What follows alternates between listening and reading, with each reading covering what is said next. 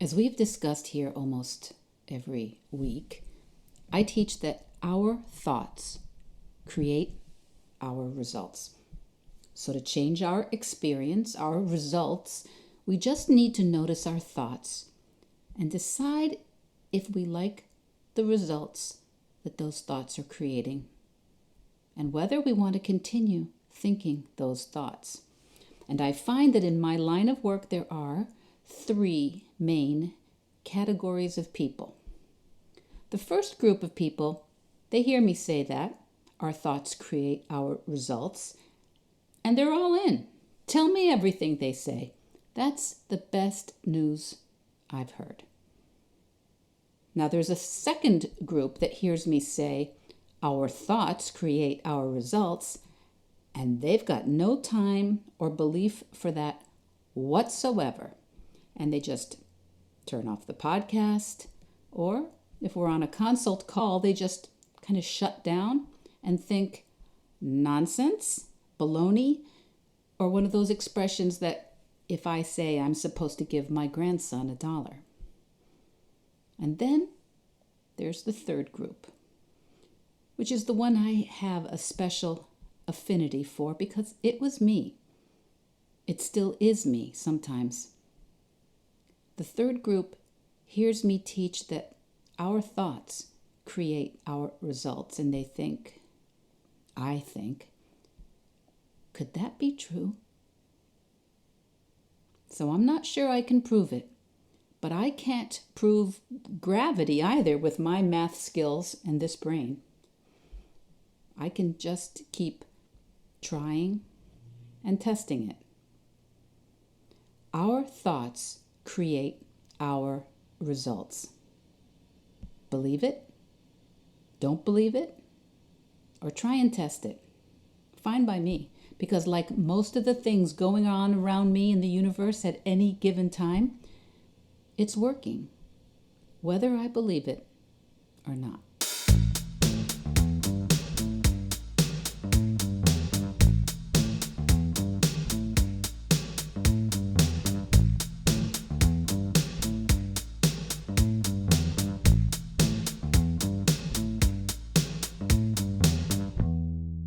Hello, Veg heads, Veg your besties. Welcome back to Veg Your Best, the plant-based podcast.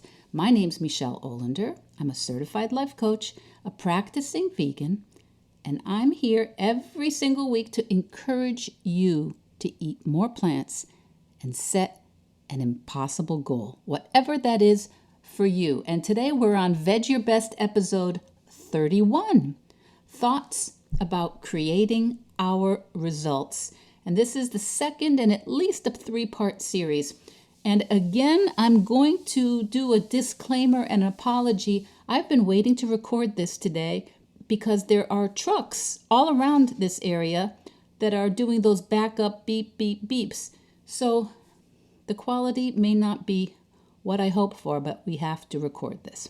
So happy April 2021, quarter 2, Q2 here. I am recording this at the end of March, but I'm hoping to be with all 3 of my children and partners and their partners and our grandson for Easter after, well, many months of not being all together. And I have been spoiled for years because our children have been, well, routinely nearby my husband and me.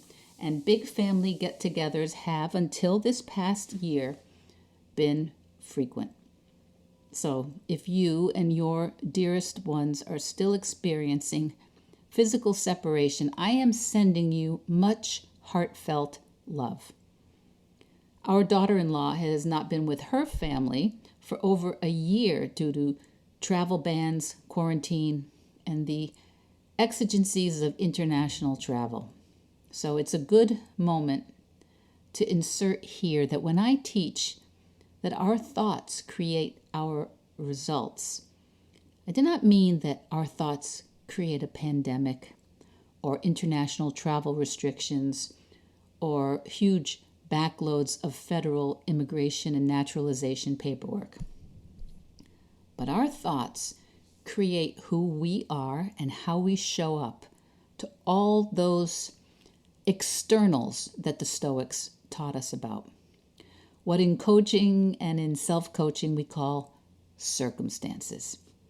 And today, I'm going to give you a little practice in the self-coaching model. That's the model that my teacher, Brooke Castillo, designed by distilling many different wisdom and behavioral models to something that all of us can use quite easily, quite simply, to practice awareness of the role of our thoughts in our lives.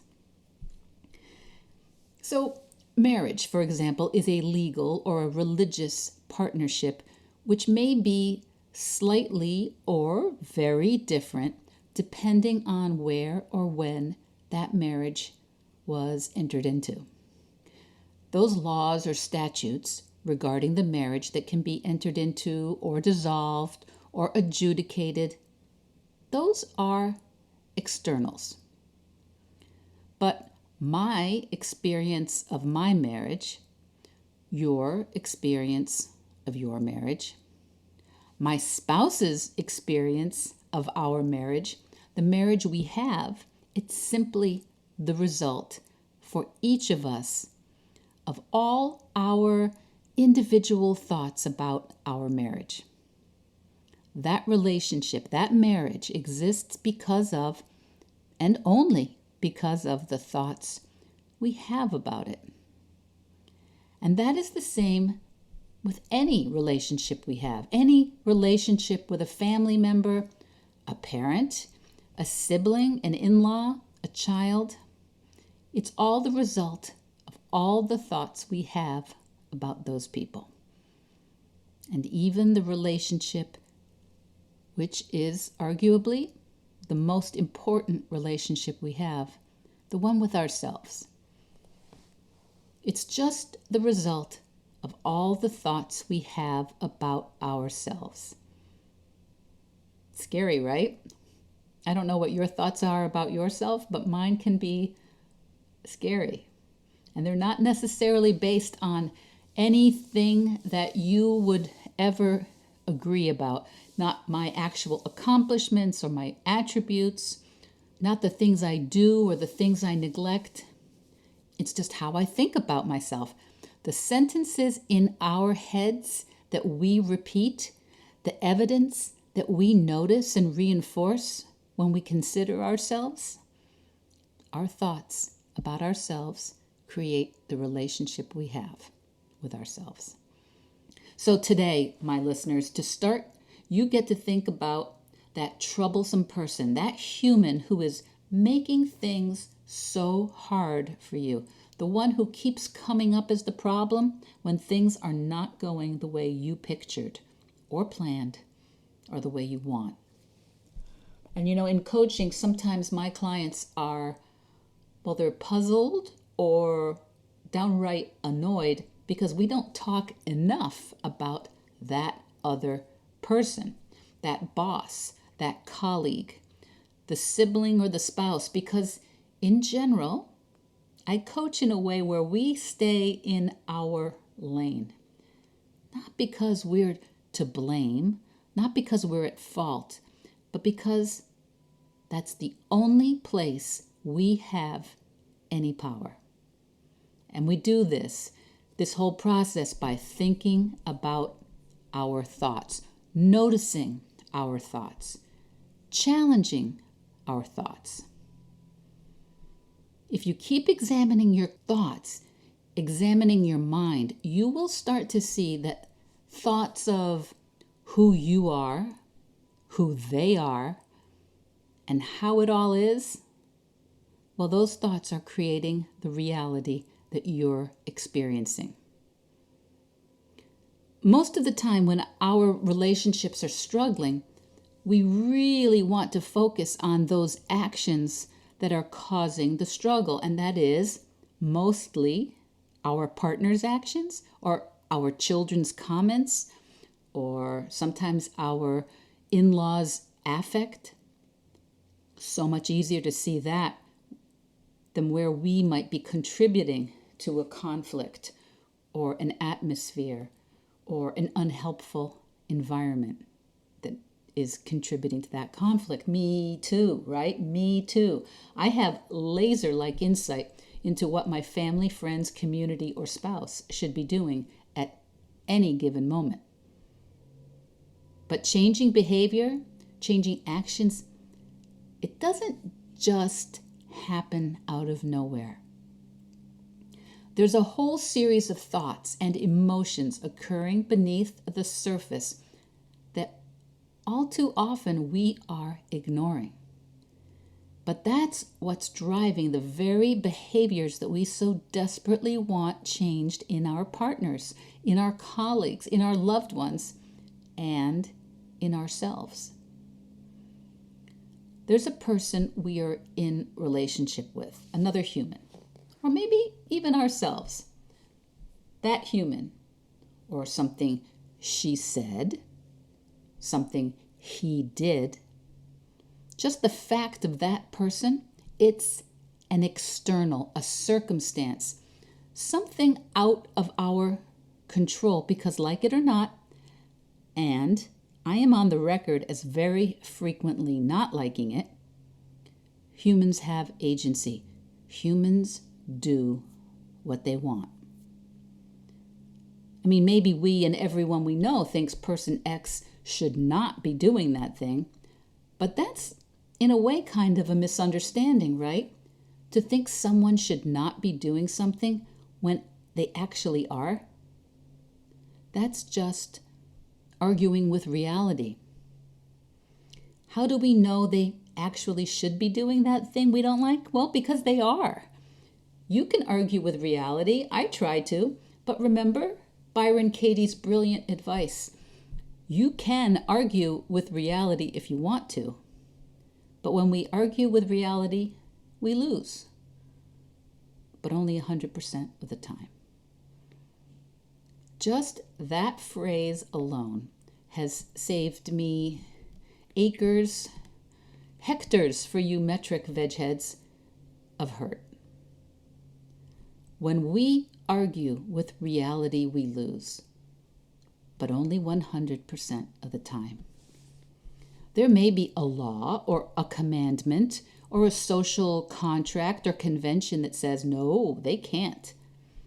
But I think we all know that ultimately, humans just do what they do, and the only control we ever have is over ourselves, over us. What we think, what we feel, and what we choose to do.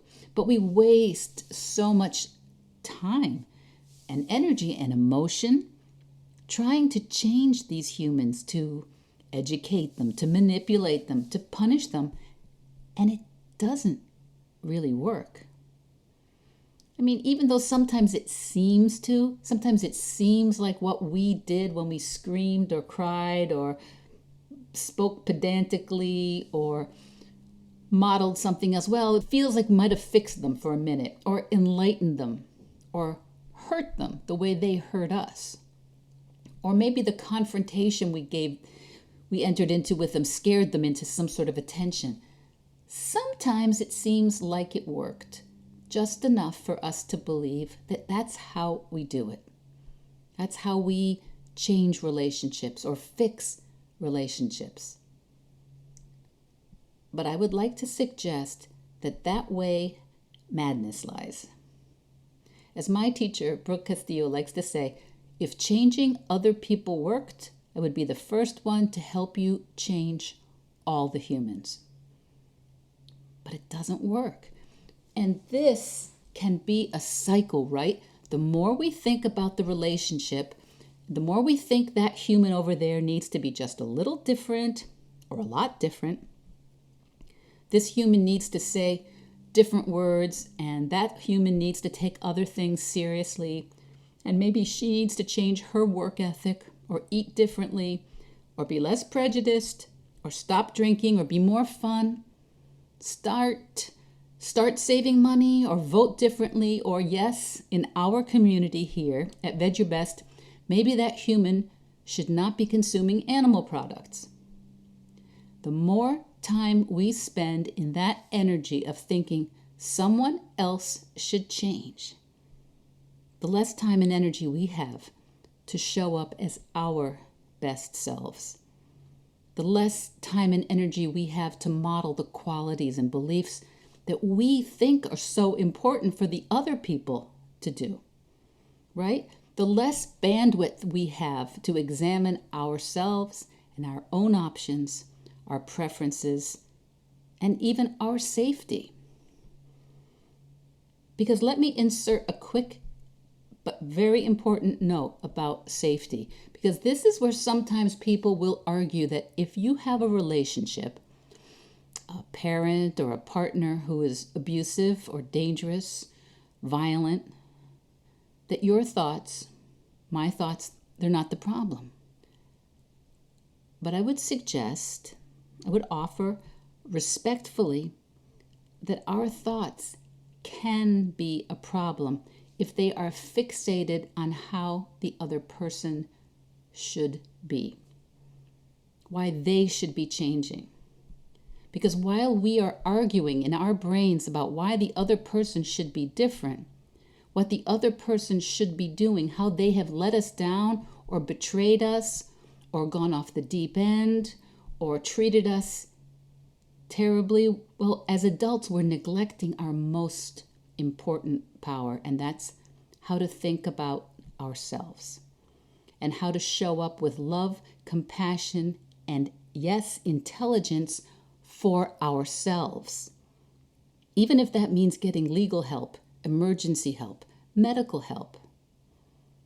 While our brains and thoughts are hijacked by thoughts of what others are doing wrong, we are simply not able to use our brains and our thoughts to the fullest to show up for our own physical, emotional safety and well-being.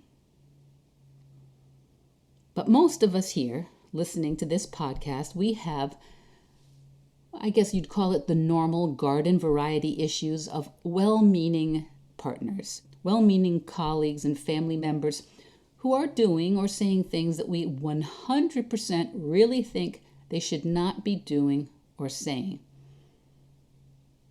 Remember the think, feel, act cycle that underlies everything?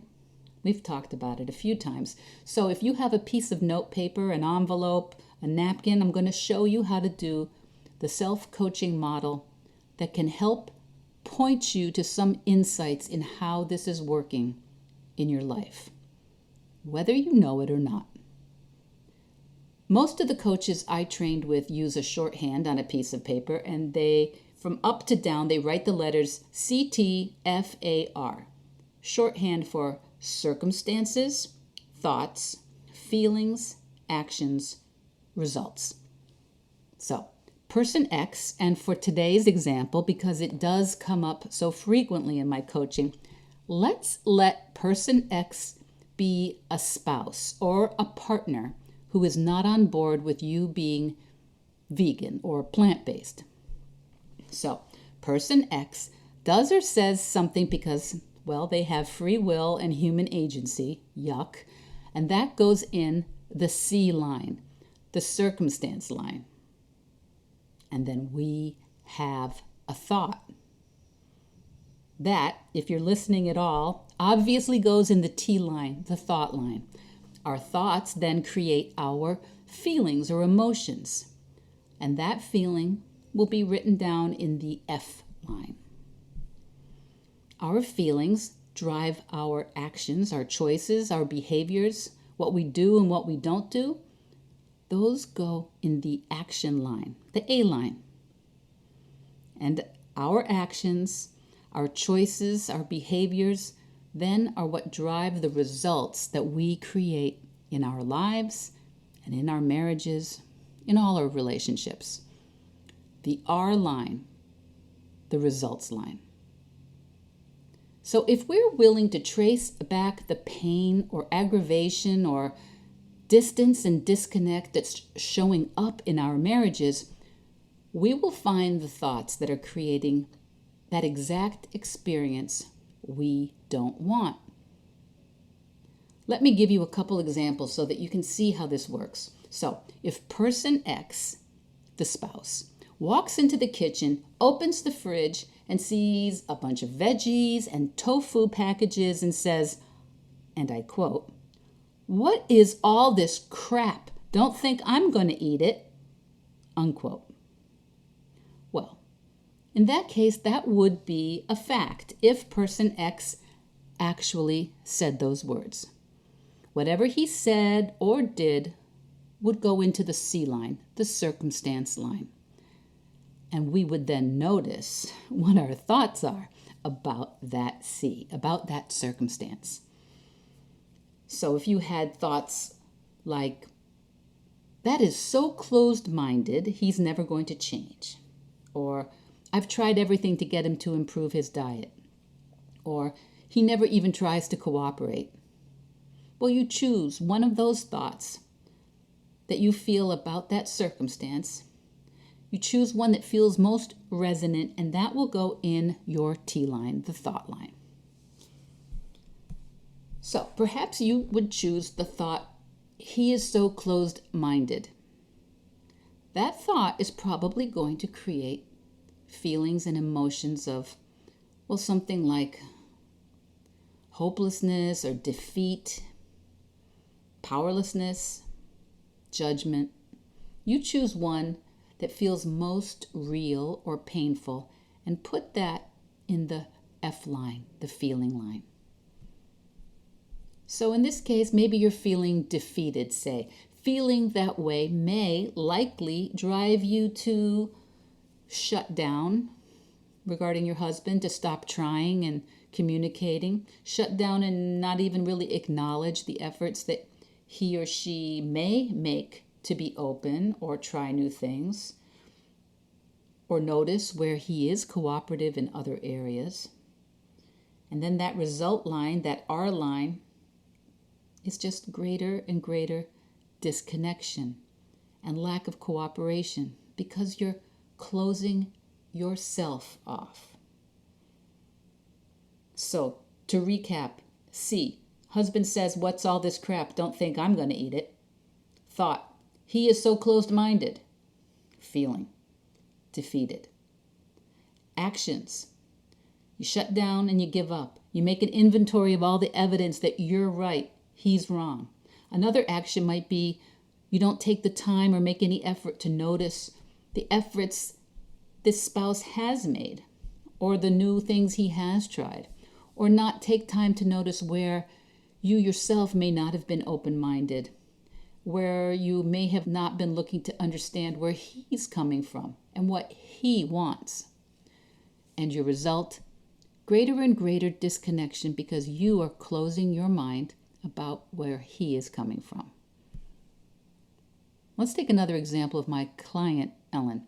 The thoughts she's now having about a husband who said, well, pretty much the same thing about tofu and veggies filling the fridge.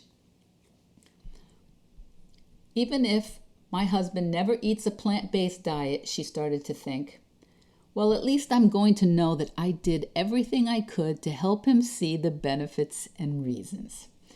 Okay, so that was Ellen after some time of thinking about what other thoughts she could have about a husband who did not like what he saw in the fridge. And her feeling when she thinks that, well, at least I'm going to know I did everything I could to help him see the benefits and reasons for veggies and tofu, her feeling was maybe optimistic. And when Ellen feels optimistic, when she feels optimism, what actions does that feeling engender? Optimistic allows Ellen to sometimes chuckle a little bit when her husband reacts to that food in the fridge. Optimism allows her to be a little friendlier or more loving when her husband is grouchy about the food. Optimism keeps her focused on the long run. It keeps her noticing any small wins, like when her husband does eat a new veggie or fruit. Optimism keeps her from concentrating so much on what's wrong in his diet, and it keeps her providing and presenting a wide choice of plant-based foods regardless of his comments. Optimism reminds Ellen of how she used to eat a lot more animal products in the past, and she wasn't a big fan of tofu either in the beginning. And what's the result? Ellen shows up the way she knows she wants to regarding the foods she offers and consumes. There are so many things in our lives that we cannot change, but we can change our attitude, our thoughts. And when we do, it really is a waterfall effect. It impacts our emotions, all our actions, and of course, our results. And one other quick note, the result line never includes other people. Ellen's result line does not include her husband eating in a completely different way. It just includes herself. Okay? We do not do it to change others or manipulate others. We examine our thoughts and results to see how we are showing up and influencing the world that we are creating. So that does not mean Ellen's husband will ever eat the way she wants or be grateful for tofu and kohlrabi in the fridge. But it does mean that the atmosphere of tension dramatically lifted for Ellen. And if you were hoping to encourage someone to try something different, which atmosphere would you prefer? A defeated one or an optimistic atmosphere? So, CTFAR, circumstance, thought, feeling, actions, results. And I would strongly encourage you to try this for yourself, this model, because even done very imperfectly, I think many of us will immediately get something from it. An experienced coach can help you get the most out of it because it is truly difficult for us to see our thoughts.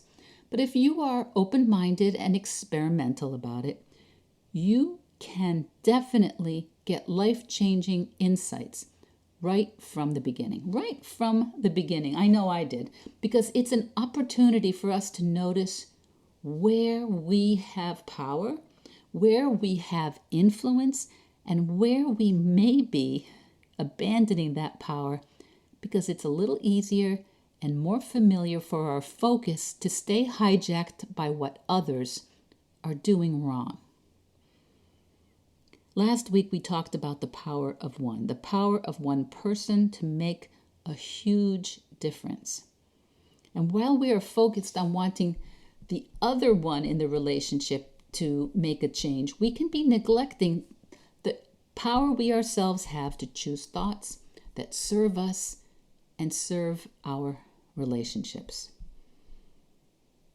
Now, this week I talked more about the model, the CTFAR model, to help us see our thoughts, feelings, and actions in a framework that sheds some light on the results we are actually creating.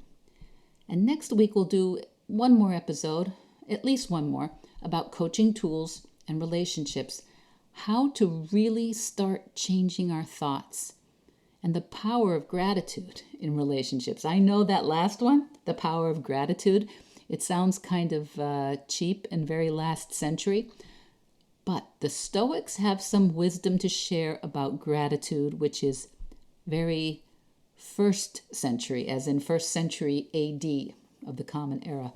Not just to be grateful for the things we like, clean water, warm clothes in winter, nice friends, dental care, but also for the things we don't particularly like. More about that next week, but a snippet right here from Marcus Aurelius. Convince yourself that everything is a gift, that things are good and always will be. Marcus Aurelius knows that complete gratitude for everything can be a big ask. So notice that he begins the sentence, convince yourself. Convince yourself that everything is a gift, that things are good and always will be. As I started the podcast, I mentioned that there are people who are all in on this, right? Some of them are, yup, Marcus, I am all in. And then there's a second group who are, thanks for nothing, Marcus, privileged dead white guy. And then there are people like me, maybe like you, who are willing to give it a go, to give it a test. And that's actually great because changing our thoughts works, whether we believe it or not. So make your own worksheet. Label the far left column CTFAR, circumstances, thoughts, feelings, actions, results. And then give it a go, doing a couple models this week. You can certainly email me for some feedback on your model, or you can message me on Instagram or Facebook. The links are always in the show notes. And if you want a printed out version of the model for you to download, I will have a link for that called, how about Download Model Worksheet? Okay, does that work? Download Model Worksheet. Of course, the best, most efficient way for you to learn how to start self-coaching is to spend 8 weeks coaching with me. All my clients start with an 8-week program, and we go into the whole process much deeper, and we use lots of extra tools to bring real awareness to the way we see things, how we see things, and we constrain to a certain area, 1 or 2 areas, to really make changes. So if you want to do one-on-one coaching for 8 weeks, email me, or you can even log yourself into my calendar for a consult call through my website. And if, by the way, you didn't hear this great podcast, Vegetarian Zen on March 21st, I was the guest, and the hosts, Vicky and Larissa, did me an incredible honor of finishing up that episode with a testimonial that actually brought me to tears. I have had the honor of coaching each of them on some of their goals, and they are just remarkable people. Anyway, listen to Vegetarian Zen, all the episodes. They've got hundreds and hundreds. I think they started in 2013. I'm not sure. It's a long time podcast, and I listened to it since long before I became vegan. But the episode that I'm on is March 21st. Anyway, that's enough. Even if you think that life coaching and I are full of pinto beans, maybe just in the back of your mind, allow the idea that your thoughts are creating your results to just hang out there next to your idea that I am a kook. Okay? Your thoughts create your results. And it's working whether you believe it or not. Veg Your Best podcast production, music, and editing by Charlie Weinshank. Thanks, Charlie. Before you go, it would mean so much to me and the Veg Your Best team if you would hit subscribe, leave us a 5-star review, or share with someone you think might be interested. Something about algorithms, it helps bump us up a little in the rankings, and that's the best way to help others find the podcast and for us to find our audience. So, until next week, make it easy and veg your best.